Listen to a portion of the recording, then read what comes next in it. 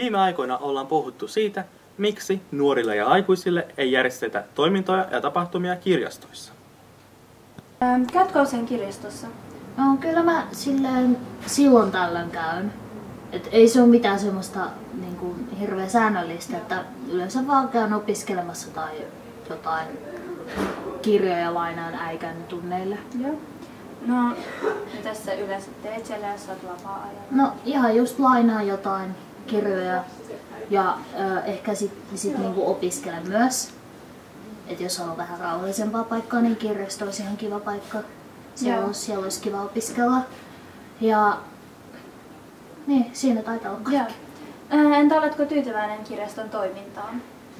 No, en mä tiedä, tai siis sinänsä niinku voisi ehkä olla vähän enemmän niinku sosiaalisempaa toimintaa.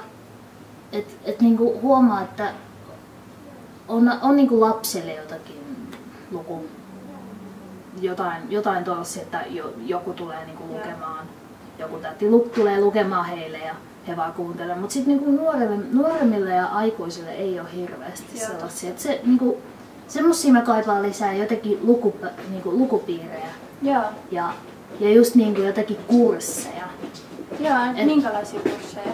No mä itse olen niinku kiinnostunut taiteesta ja kuvaamataidosta. Ja sellaisia voisi olla lisää, musiikistakin olisi ihan kiva. Okei, kiitos ja paljon. Kiitos.